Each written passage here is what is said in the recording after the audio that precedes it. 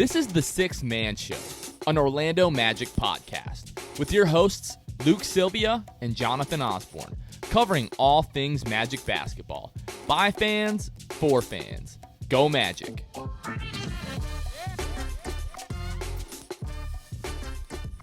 What's going on, Orlando Magic fans? You guys are back with the Six Man Show. It is August 16th, 2021, the year of our Lord. Luke, what'd it do? What's going on? Not much. I was in a wedding yesterday. My boy Zane got married, and his Zayn Malik of One Direction. Previously, not quite, but not the same guy. Right, better mustache. So good mustache on Zane, which is why all of the groomsmen were requested to have only a mustache, which is why everything. If you're on YouTube, you can see all my facial hair is gone. It will be back hopefully soon, and my facial hair grows really slow, so we'll see kind of how that shakes out. But for now, like it never left. You've got babyface Luke right now, at least for this episode. Respect. So yeah, I had a wedding yesterday, a lot of fun. They had a cigar bar, which was interesting.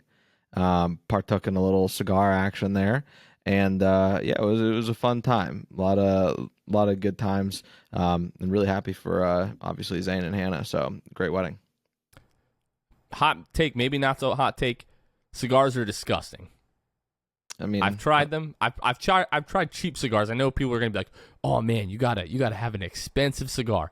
I've tried them. Just not a good time. Just all around, not a good time. I mean, disgusting taste in your mouth. Terrible for your lungs. I mean, that's not wrong. I partake once every maybe 3 years. But as long as you're not, swallowing, inhaling, you're spitting, so that you're not swallowing your spit that has cigar on it and getting an upset stomach. So yeah. Anyway, but yeah. Anyways. So that's just the tips to not getting sick with a cigar. Anyways, you know what I have partaken in the past? Smoking hookah. I know it's not a healthy thing, but it's something that I actually did enjoy when I tried that. You have all different kinds of flavors and everything. Right. That I did appreciate. Like the cigar thing, I just don't get because it just does not taste good. Maybe it's like a beer thing, and I like to have a nice cold one, and I would admit it is an acquired taste. So maybe it's the same thing with cigars. People out there, let me know. You get a slight, buzz from cigars, so I think that's part of the reason. But deviance. Yeah. But but yeah, I mean, yeah, it was what it was. It was a nice little thing. I've never seen a cigar bar at a wedding, honestly. So pretty cool. Yeah, so it was pretty sweet. I mean, I prefer like the prime rib bar, kind of thing at the weddings, but that's always. I mean, who doesn't love a good prime rib bar? Anyways, guys, we are getting way off topic here to start the show. Just want to say thank you guys for everyone that entered in the Mo Bamba signed shoe giveaway that we did. First of all, thank you to Michael Orlando for actually having that shoe and allowing us to, give it away through the show. So that was awesome. Suggs Not Drugs on Twitter. Congratulations for winning the shoe. And again, thank you guys for entering. So we teased this, I don't know, maybe a month or two ago that we had a big giveaway, and we've been trying to work that out. So Luke, I think now is as good a time as any to announce the giveaway. So for this giveaway, it's going to be really simple. The only thing that we want you guys to do is subscribe to our YouTube channel. That's the only thing that you have to do. If you go to youtube.com/the6manshow, enter that in, you hit the subscribe button, you're entered. I'm sure you guys want to know what you're entering in. So there's going to be two prizes, a grand prize, obviously, and kind of like a second place prize. So for those of you that are on YouTube, and if you guys aren't subscribed, take a second to subscribe while I pull this up here. But we have this. It's upside down. Kind of hard to see. It is, so back in, I think it was 2004, the Magic gave away, I think 13 or 15,000 of these Orlando Magic Tracy McGrady, and Luke said it's upside down, so I'm going to bring that the right side up here. But these Tracy McGrady, like laser inscribed Louisville Slugger bats. So I've got this blonde one here. I don't know if this is ochre or maple. I don't really think it matters, but it's a really cool bat. It's a really cool piece of Orlando Magic history. I bought two of these when I got them. One I'm keeping for myself, obviously, but we'd love to give this second one away. So again, they handed out like 15,000 of these to kids. Did Luke, what anyone they thought. get hurt? I don't think so. I think we'd hear stories about that. But no, I don't think anyone was hurt, but to me, it's a pretty risky move, giving away baseball bats, at a game where obviously they serve alcohol and everything like that. But luckily enough, it doesn't seem like anyone was hurt. So Luke, give me a little drum roll here, a little drum roll for the next one here. I don't know if you guys can hear that. So the grand prize is going to be this Cole Anthony signed Orlando Magic jersey. If you guys can see this on YouTube, it's a very nice jersey, nice blue jersey. Cole Anthony, nice big bold signature on it. Fanatics authenticated. For those of you who are not familiar with sports memorabilia, Fanatics is basically like the best authentication company around right now, in terms of authenticating athlete signatures and everything like that. So really hope you guys are going to be excited about this. The giveaways lately, we really just want to give away to you guys. You guys have supported us so much recently, and we've had a decent amount of growth, so we just want to give back to you guys. Hope that you guys are going to be excited about that. And again, all we need you to do is come to the YouTube channel, hit subscribe, and you will be entered in the giveaway. So hope you guys are excited about that. Cole Anthony jersey. Luke, he played pretty well tonight. We'll talk more about that in a moment, but I think people are going to be excited about this. Yeah, no reason not to be, right? Last year stepped in when Markelle Fultz goes down, has a good year, shows that he is was well worth the 15th pick in the NBA draft last year. So might as well have that jersey now, because his career really could take off now that he's going to be playing alongside a lot of other young, fun talent. And definitely expect him to be even better than he was last year. So I think that's a really cool jersey. I'm a little jealous of the person who's going to win that, but it is like Jonathan said, we want to repay you guys for how much you guys do for us and allow us to do this. And it's as easy as just hitting the subscribe button on the YouTube channel, and you automatically are entered in. Obviously, guys, if you are already entered in, or if you've already subscribed long ago or recently, you're automatically locked into this giveaway. So we hope you guys will stick around when we announce it. When are we announcing it, Jonathan? The winner? Do we know? We'll announce it next week's episode. So cool. We'll record again, probably next Sunday. It will probably run the drawing like Saturday, I'll say. And then announce it, on it's going to be next Monday's show. So you guys know how the schedule works and everything. So so we'll make probably sure you run listen the to drawing next week's episode to find out for sure. Right. Exactly. So yeah, Luke, I when this came in the mail, I was like, you know what? I might just keep this for myself. But no, it's gonna go to somebody. Hopefully that'll be really excited about it. So took a lot of self-control. Yeah, absolutely. All right, we're gonna talk a little bit about Summer League here. So two more. So we recorded what was that, Wednesday. Since then we've had two more Summer League games. On Thursday we played the Celtics and just got absolutely destroyed. It was like reminiscent of that Denver Nuggets game last season. Magic lost 108-71. Just the entire game, the Celtics just could not miss, and the Magic really just could not make anything. Jalen Suggs left the game with 1 minute 49 seconds to go in the second quarter. He did not return. An MRI on Friday showed a thumb sprain on his left hand, so now, Luke, he's been shut down for the rest of Summer League. So I want to get your thoughts on that. Just kind of the decision to shut Jalen down for the rest of Summer League. What'd you think? Yeah, it's not going to be a hot take at all. I think that it's just, there's only a few games left in Summer League at that point when he gets injured. No reason in keeping him, playing, make sure he's healthy for preseason and is able to be going for preseason. I think the injury could have been a lot worse than a sprained thumb. So I think there was a sigh of relief when those results got released as to what the MRI had said. So yeah, can't disagree with holding him out. There's no point in not holding him out, especially for the fact that he plays hard. He puts his body on the line, and I think that he is just more at risk than a lot of other players are. And so you do not want the most valued player, alluding to the fact that he was a fifth pick overall, being the one that has the most odds of getting hurt. So I think a very smart choice to leave him out. Yeah, and before that, it looked like there was some ankle stuff going on with him. You saw him grabbing, at one of the elbows and just kind of flexing that. So it seemed like he's, banged up a little bit. We saw that really from the first game. Him just diving all over the place, really putting his body at risk for, the betterment of the team. And, a guy sprains his thumb. If this was the regular season or especially like a playoff game, he probably tapes it up and, he's out there. But again, I mean, I think we all saw basically what we need to see from Jalen in Summer League, just kind of get an idea of the type of player he's going to be at the next level. So we've seen enough. It's time to shut him down. You don't need him getting any more hurt. We just went through, we're still going through really just a last year and a half of a ton of injuries. So, it doesn't seem too serious. Let the kid heal up and, just get ready for the regular season. So, but yeah, Luke, nothing that I particularly want to take from, this Celtics game, especially a Summer League game where you're, down basically almost by, 40 points at times.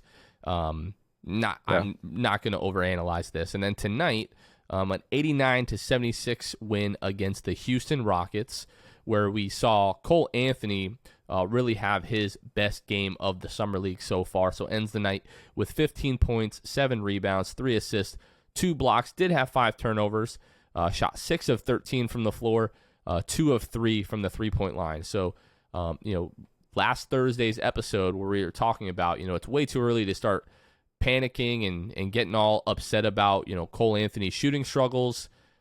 Tonight kind of showed you why. It just takes one game for a guy to get back on track. And for the most part, save the turnovers. Cole looked really good tonight. You just tweeted out, the huge block that he had. He looked really solid on both ends of the floor. Yeah. I think that's kind of epitomizes, don't overreact to Summer League one way or the other, especially on a guy that's already got a year under his belt. So definitely no reason to have panicked about Cole in any way at all. And tonight just kind of showed you that he can be that leader. He played really well when the ball was in his hands, which was primarily most of the night because Suggs wasn't playing. RJ wasn't playing. There wasn't anybody to split time with, bringing the ball up the court, things like that. He just looked a lot more comfortable tonight. I think that is his role where he really, thrives. And, we can discuss it, down the line here in the podcast, but I'm starting to really come around on the thought of just Cole coming off the bench as the backup point guard. I don't see why not. I think that'd be a role that he could really thrive in and really put himself in a position to succeed. And I think that we saw that tonight. He's very comfortable with the ball in his hands.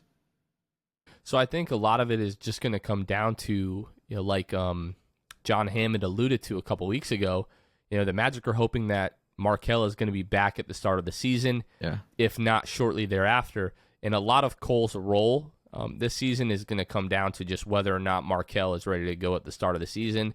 We still don't know what's going on with Gary Harris or Terrence Ross. Are one of those guys going to be moved? It's kind of hard to see a guy like Gary Harris making $20+ million a year, and he's just all of a sudden going to be out of the rotation next year, or he's going to be coming off of the bench.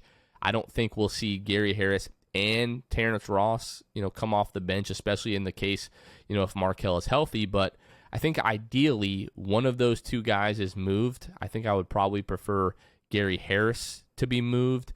I don't know. I think Terrence just probably brings a little bit more value right now. If you just look at his contract and, what he's able to contribut off the bench. His continuity as well. Big continuity. One. He's been around the team for, years now. A lot of fans really like him. And I like Gary Harris. But I'd be lying if I, didn't say I was just a little bit partial towards Terrence Ross. He's been here, 4 or 5 years now. Gary Harris, I still think is a really good player. I think he just kind of fits in with, the Magic's plans a little bit less than maybe Terrence right now. You could argue the same as Terrence. He's going to be on an expiring deal, and, you can move him to a contender, and, there could be some real value there. What I'm trying to get to is I think ideally we'd like to see Markelle and Jalen start together, and then kind of what we've seen. And again, we're trying not to overreact to Summer League, but a lot of people noticed tonight that Cole looked much more comfortable with the ball in his hands. So if you have Markelle and Jalen in the starting lineup, and then you have Cole and RJ in that second unit as they continue to progress and develop, I don't think that's a bad idea at all. No, and we can get into it. We'll get into it a little bit here later about as far as small ball lineup, that type of thing. A lot of debate about that. When can players come in? Like we've said, there are so many guys on this team that will be vying for minutes that Jamal Mosley is going to have to get creative with his rotations. I mean, this is no small task. This is a bunch of young guys who deserve minutes. These are vets that deserve minutes, for all different reasons. T. Ross being one of them, Gary Harris being another one of them. And just even that, the front office making the decision between who gets traded. There is so much stuff that, this season coming up has so many possible outcomes that I genuinely don't know what's the most likely of outcomes. There are so many guys that could get dealt because of the way that this front office wants to go directionally. Do you want to keep vets around for these young guys? Or do you want to deal away, some of these young guys instead of the vets, so that you keep a veteran presence in this locker room in a time that's so crucial in building chemistry, camaraderie, and just growth. So there are so many ways for this to go, man, and I just don't know which way it's going to go. So speaking of, so many young guys, and there's, obviously there's going to be a lot of mouths to feed at some point. People on Twitter were talking about Brian Windhorst's, latest podcast episode. Brian Windhorst in the Hoop Collective, with Tim McMahon and Tim Bontemps, and they started to talk about. Obviously, they talked about Summer League, and they talked about which rookies looked really good. And then they started to talk about which second-year players looked good and kind of the ones that didn't. And they talked about, Cole Anthony not looking great the first few Summer League games, as we talked about. He definitely struggled shooting the basketball. But basically, my take from it was that they were saying that the Magic, obviously they had to draft Jalen Suggs. We're all in agreement on that. But they kind of were saying it was like an indictment of Cole Anthony, that now with Jalen Suggs, that Cole Anthony is quote unquote not long for Orlando. And we just got done talking about Gary Harris and Terrence Ross, and obviously we have Markelle and Cole Anthony and Jalen Suggs and RJ Hampton. We have so many guards now. Somebody's definitely going to have to be moved on. You're not going to move forward with 6-7 guards on the roster, whatever the case may be. But I don't agree with that thinking. I think it's way too early. I think Cole showed it tonight. Took one night of him to shoot the ball relatively well for us to be like, you know what, Cole Anthony, looked the way that he should have tonight. Like, you expect the second-year guys to come in and just look like they belong more so than a lot of these other guys on the floor. And I definitely felt that way about Cole Anthony tonight. And I think the biggest factor was him having the ball primarily in his hands. Is he like a playmaker and facilitator? No, he's not going to be that. But his entire life, he's been the guy that has the ball in his hands and just been asked to go and get a bucket. So, a lot of the panic and, things like that, and, this take that was on the Hoop Collective or whatever, I just, it's way too early to give up on a guy who we saw last year, hit 2-game winners. And you just don't see rookies with that level of confidence and, ability to a certain extent. So, Yeah, everybody calm down. Cole Anthony, what's up? the shirt. So here's what I want to say about it. It all goes into recency bias. I mean, I don't know. Like, I hate to put shame on anybody, but like shame on those dudes for taking a couple summer league games and being like, you know what, someone's got to go. And now, after 2 bad summer league games, Cole Anthony, the door. Right? Yeah. So kind of weird, honestly. I know that it's slow for them right now. I know like Windhorst is on vacation and like these guys are just kind of chilling out and watching summer league and letting takes fly. That's a weird take. When you're highlighting, the guys that haven't done well in their second year in summer league. It's like, number one, this dude didn't have a summer league last year. He didn't have a preseason of last year. Like, it's his first summer league. He's trying to figure things out. He's working on his craft. Get over it. The other thing is, Jonathan, draft night, Suggs gets drafted to the Magic. The player that you see, and this goes into recency bias, the player you see the most getting dealt in these mock trades and these professionals on Twitter that have, check marks next to their name and speaking in hypotheticals because they're bored and the season's over and whatever, they're all saying, you know what? It doesn't make sense. Markelle Fultz, you get the door. Yep.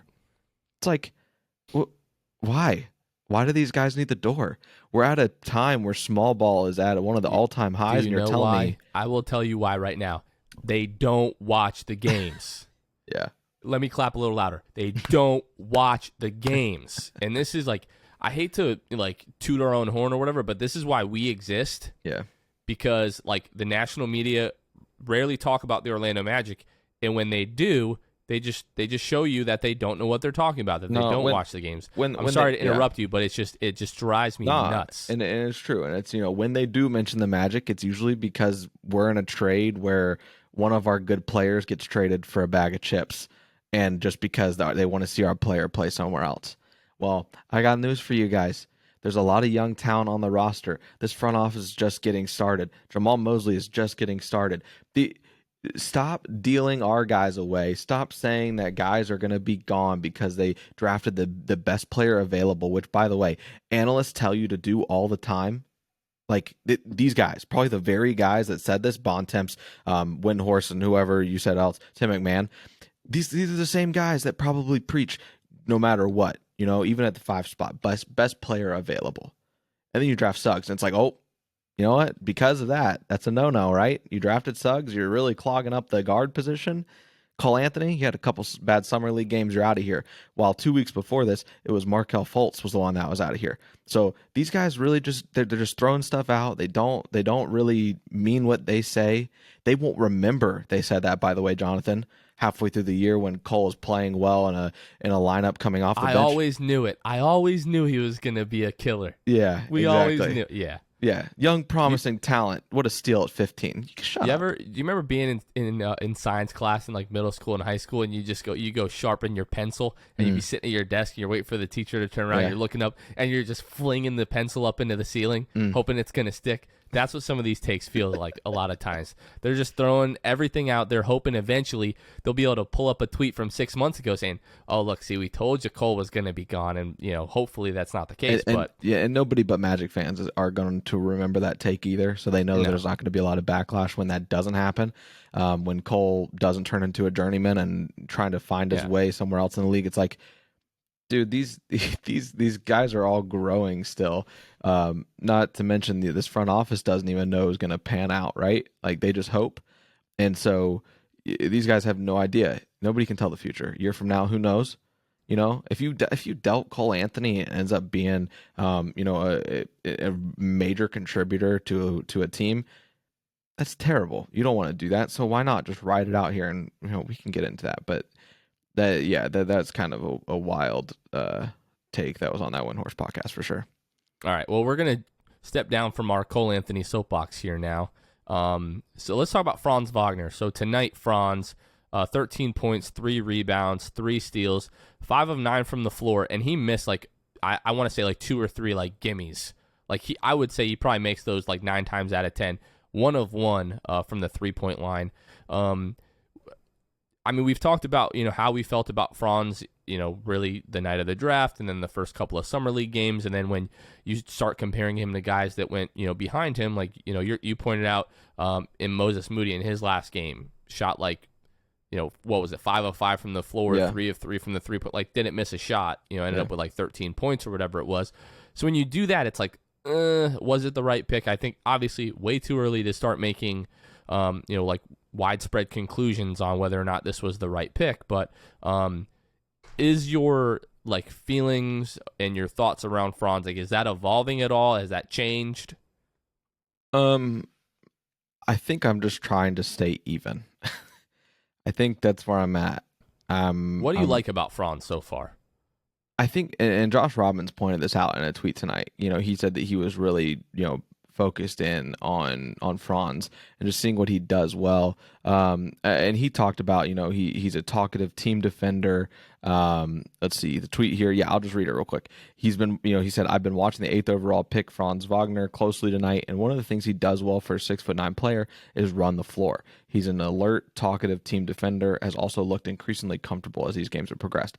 And that shouldn't shock anybody that he's looked better. It would be alarming if he looked worse, right? This is no shock that he has looked better. I think that's, what he has done, what he did well tonight is what I expected him to do well what I expected him to become, basically, or what I expect him to become. Just like Josh noted in there is like he's a talkative defender. He's a team defender also. Isaiah Thomas took time, which I thought was cool, to say that he really was watching Franz Wagner. He was on the broadcast with NBA TV.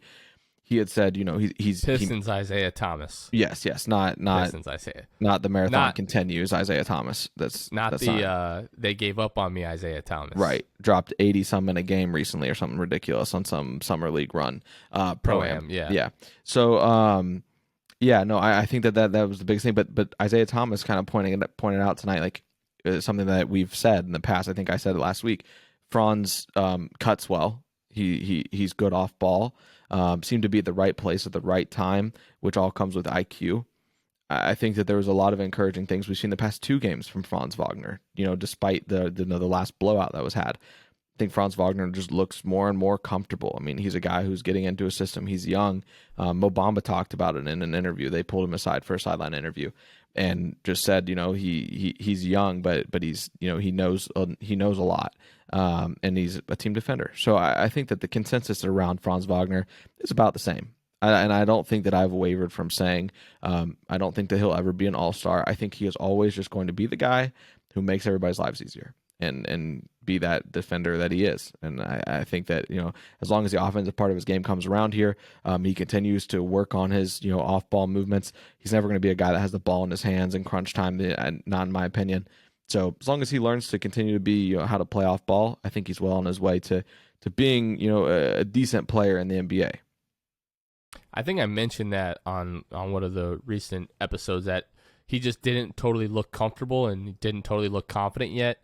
Other people have pointed out that every single one of his 3-point misses has been short.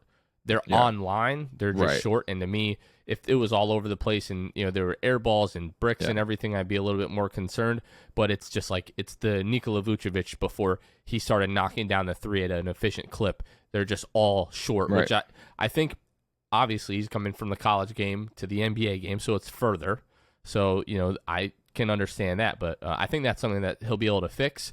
But no, just like you said, there are things that he does, off the ball really well that just comes from being a really smart basketball player and knowing where to be. Yep. And tonight, he's made some really nice, moves to the rim where he was right at the rim and the ball just kind of like rolled out. Yeah. So, if that wasn't the case, he might have, 15, 17 points tonight, something like that. Yeah. The only thing with Franz is like he's not as good of a rebounder as I maybe thought. I thought that was going to be more of a strength of his. Right. But right there with Josh, for a guy his size, he moves really, really well. That's the first thing that I noticed watching his film. Yeah. And for sure. I mean, and you would think that maybe he would be a guy in the NBA that would average 7, 8 rebounds. He averaged 6.5 in college. But as far as that goes, I think his rebounding, I think it would benefit him to have a little bit more of a nose for the ball when it comes to the rebounding and learning and anticipation on rebounds and things like that. I mean, nobody should be hitting the panic button on Franz Wagner, that's for sure. Something that just came to mind, he's spent a lot of his time on the floor with good rebounding guards like Jalen and like Cole Anthony. With the pace, space, and pass offense, that might be a big emphasis of Mosley, is to have the guards crash the boards, get out on the break, and have the wings kind of leak out. So we'll see. And then the last note before we throw it to a break here, Jonathan, is that I think someone I'm excited for Franz to share the floor with because of his ability to cut off ball is absolutely Markelle Fultz. Markelle Fultz is incredible at, better than his assist numbers would lead you to believe. He's incredible, as you guys know, if you have watched the games and remotely. If you have watched the games, yes. You have to emphasize that. If you have watched the games. Markel's ability to find guys that are cutting when Markel's on the drive and just, drawing attention from the center who's anchoring the defense. That center steps up, Franz cuts behind. I think Franz is going to find himself, loving playing alongside Fultz. Pocket's going to be full with them pocket passes. I tell you what. All right, Luke alluded to it, guys, but there's been a lot of talk, in recent really the last couple of years about the Magic doing, a rebrand and going back to the old jerseys. So we've got some information on why that hasn't happened and why it really can't happen. And we're going to talk about that when we come back from break. Attention listeners across the galaxy, all the way from Australia to Houston. Do we have a pube problem? If so, our friends at Manscaped have cleared you for takeoff with their 4th generation and brand new Lawnmower 4.0. Kick your pubes to the next planet with the Performance Package 4.0. The orbits in your pants will feel like you're in zero gravity when you use the best tools for the job from the leaders in male grooming. Join the 2 million men worldwide who trust Manscaped and get your rocket ready for takeoff by going to manscaped.com for 20% off plus free shipping with the code SIXTH. That's code SIXTH, manscaped.com, 20% off and free shipping.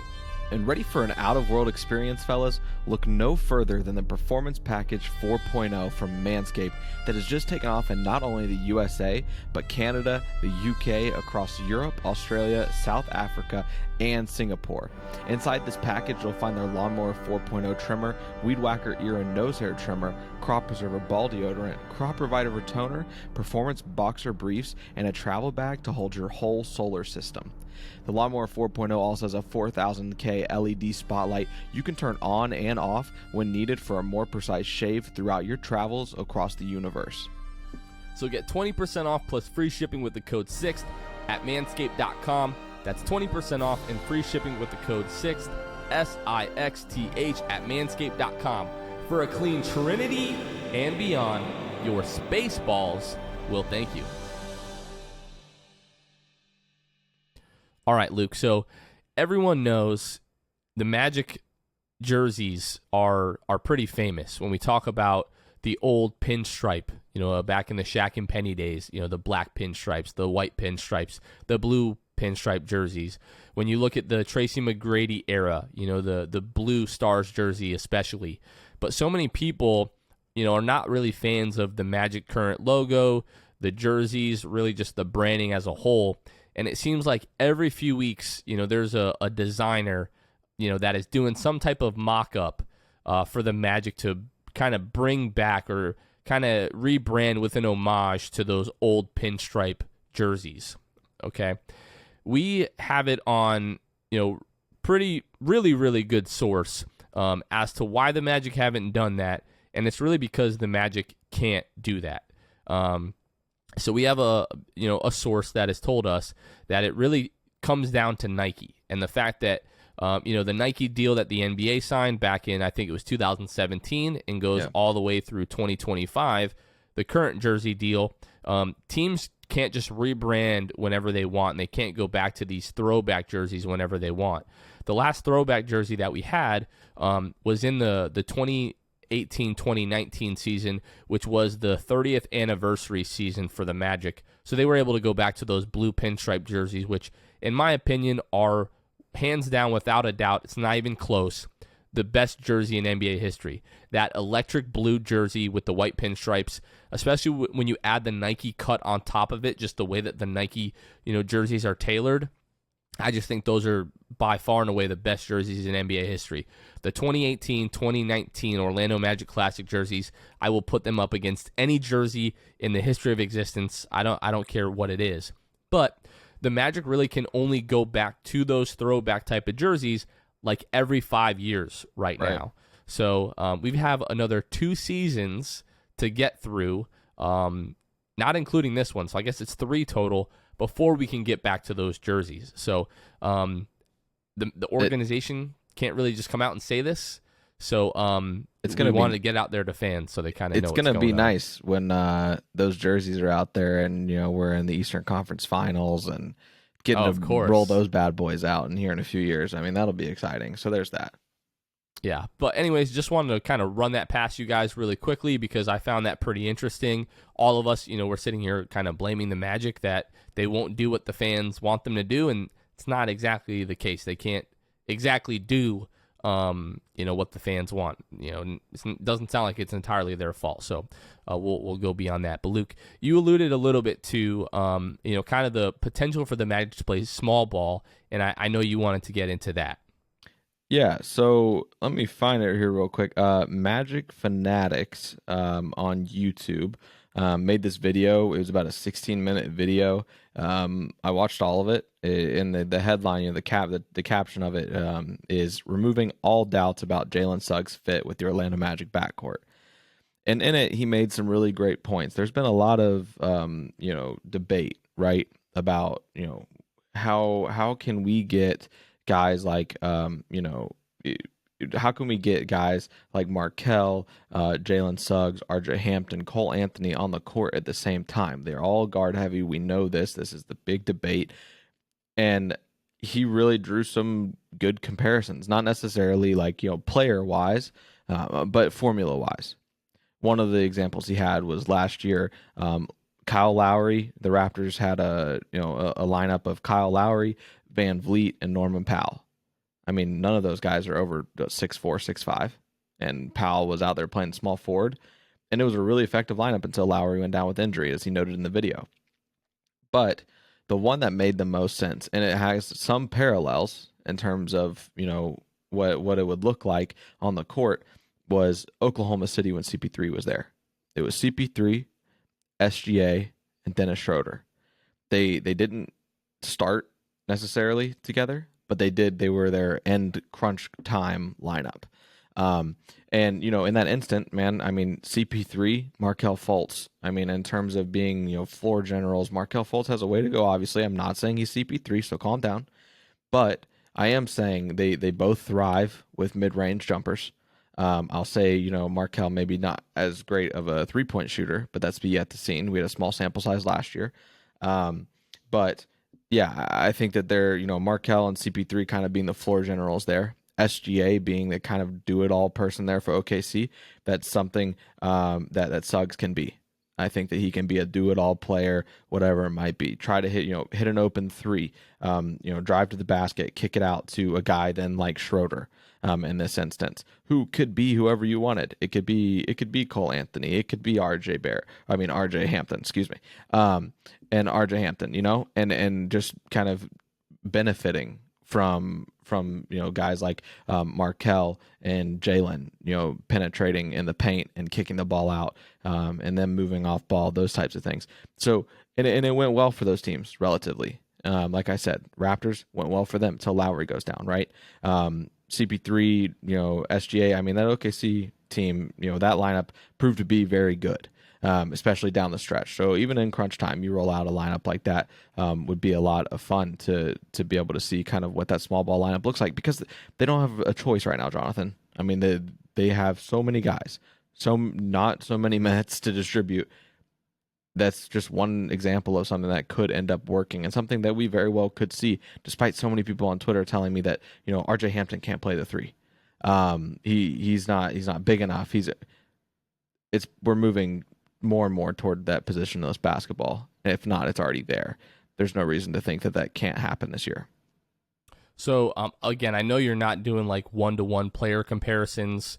I think the OKC one is a little bit closer, but when you look at a guy like Shai Gilgeous-Alexander last year, I think he was like the best isolation player in the entire NBA. Is Jalen Suggs that? I don't know. He's shown flashes in Summer League that make me feel a lot better, about saying that than I would have about him a few, weeks ago, especially if he's able to, like the pull-up three, the spot-up three, everything was falling for him in his few games in Summer League. So I am a bit encouraged by that. But the thing that both of those lineups that you talked about have in common is you have to have three guys who can be the primary ball handler at times. When we played the Raptors in 2019, outside of Kawhi Leonard, obviously, their biggest strength over us was the fact that they had so many guys that could go and get a bucket, whenever they needed to. They had Kyle Lowry, they had Norman Powell, they had Fred VanVleet, those three guys that you just mentioned. I think that's really the only way that those three guard lineups work. Like if we were to try to envision a three-guard lineup from a couple of years ago of like DJ Augustine, Markelle Fultz, and Michael Carter-Williams, which I think we did see sparingly at times, it was DJ trying to facilitate the offense, Michael Carter-Williams and Markelle Fultz just sitting in the corners, and then like five defenders in the painted area daring the Magic to try to play make out of their behinds. So no, I do like the comparison and the potential, I guess you could say, but I think all of those lineups is predicated on you having 3 legit ball handlers. My only concern would be with Cole and with RJ is the handle. Like tonight we saw the 5 turnovers from Cole Anthony. We saw a large turnover game from RJ Hampton early in Summer League. And like you mentioned, before we started recording, when you play up tempo with younger players, that's bound to happen. You're going to see more turnovers. But those 2 guys, specifically, I think no one's worried about Markelle and his ball handling ability, and Jalen, although he could probably tighten it up a little bit, I think right now is better suited in that role. But if one of those 2 guys can emerge as like a real primary ball handler, I do think that 3-guard lineup is something that really could work. But like you said, we're probably going to see that this season regardless. There's just so many guys, so few minutes. Jamal Mosley, I mean, part of developing guys is experimenting and seeing what they can do in different situations. So, but no, shout out to Magic Fanatics. Like you said, he did a great job on that video. Right. And the other thing is, Jonathan, you bring up, you would like for all of those guys to be able to be a primary ball handler, bring it up the court. For me, that's not the biggest thing. For me, the biggest thing with those lineups is making sure that these guys are able to hit the open shot, specifically from 3, right? I mean, those guys with OKC, I think in those instances shot like something stupid, like 39-40% from 3 with, open threes and whatnot. Don't quote me on that, but the point being, they shot incredibly well when they had an open 3 because of the playmaking abilities of guys like CP3 and SGA. So they were able to really benefit from that. But that would have to be something that those guys would be able to do, is hit the open 3 when a play is made for them, essentially. So that, I think for me, that would probably be the biggest thing first and foremost, is just making sure that they're hitting their open shots, their catch and shoot opportunities. That would be huge for that lineup to work. But I don't think we're gonna have a choice. That's gonna be a lineup that's gonna happen this year because of the scenario. Small ball coming to an Amway Center near you this season. You can count on that. Take that to the bank. All right. Wanted to talk just a little bit about the schedule. So I don't think we've covered the preseason schedule on the show so far. The Magic's preseason schedule will start on the road October 14th at Boston. Then October 6th, they'll be at New Orleans. They'll finish up their preseason schedule October 10th at home versus San Antonio. And then October 12th at home, they'll play Boston again. So we're going to get 2 looks at Boston in the preseason this year. And then Mark Stein, I believe he said, the release of the regular season schedule is about 7 to 10 days away. So we'll definitely be looking for that. Probably try to make a preseason game. Probably just one. It's actually pretty nice. I went a couple of years ago, and anytime there's just not like crazy traffic around the Amway, I always really enjoy myself. Like last year with the COVID restrictions and the stadium only really being filled, I think it was like 25% capacity at that time. It was one of the nicer experiences I've had going to a Magic game, because you were just like in and out. There were no lines for anything.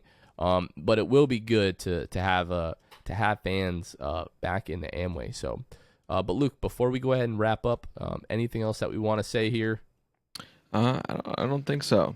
Continue to not overreact to summer league games. I know it's difficult because I'm someone who has been guilty of that. But I know it's hard not to, because it's kind of like, that you're just getting these games and that's all you get. And so you're just kind of dwelling on everything you're seeing. You're trying to get any bit of Magic players on the court as you can.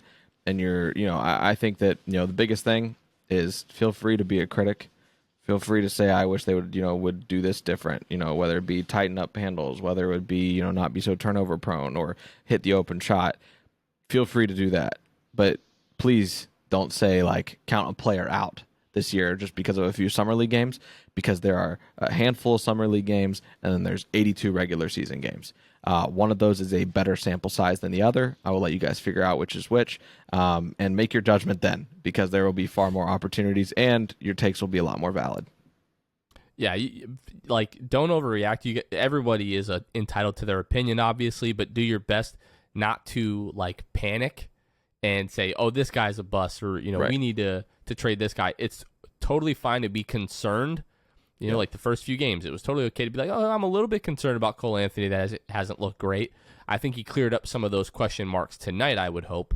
But yeah, I'm right there with you, Luke. So again, just to remind you guys, we are giving away this Tracy McGrady laser engraved Orlando Magic bat here, and we're also giving away this signed Cole Anthony jersey. Let me find that and pull this up again here. Very, very nice jersey. Nice signature on that.